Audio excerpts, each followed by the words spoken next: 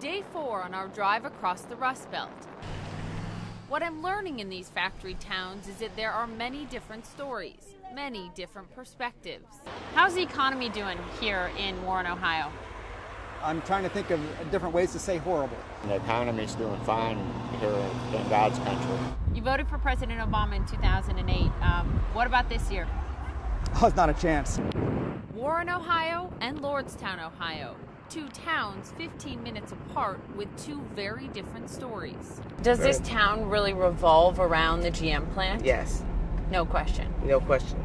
We met Sherry Gaunt in Lordstown, longtime GM worker and vice president of the local United Auto Workers. Look where GM is at now. If the government didn't step in, may not be working, might not have a job. Here at GM's Lordstown, Ohio plant, they are cranking out the Chevy Cruze. The plant has gone from one shift of 2,200 workers in 2009 to 3 shifts with 4,500 workers today. But like most auto workers these days, Sherry's felt the pain of layoffs. How much does the auto bailout play into politics for you today in this election? It means everything. Everything. Everything. Because the future, we're doing real well right now. Her co-workers told us a similar story. Who are you supporting for president? Obama, Why? because he's for the working class and he helped with the bailout. Yeah, it speaks a lot about his character. It speaks about his concern for us. But in Warren, Ohio, some former auto workers are angry. I was one of the innovators. Bruce Gump worked at auto parts supplier Delphi for 34 years, a senior engineer, non-union. What did the auto bailout mean to you?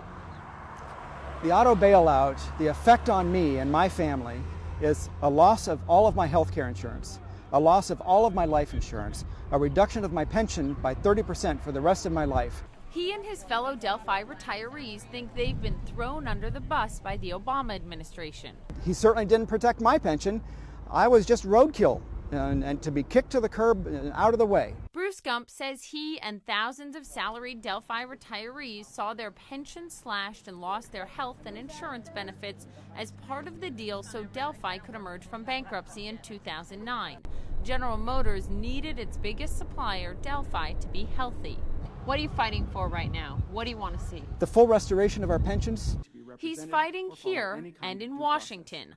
Simply put, our decades of effort for the company were considered to be valueless to this administration. The retirees have sued to get their pensions back, but the case is moving slowly. I'm Poppy. I'm from CNN. When they heard we were coming to town, a group of retirees and their families showed up.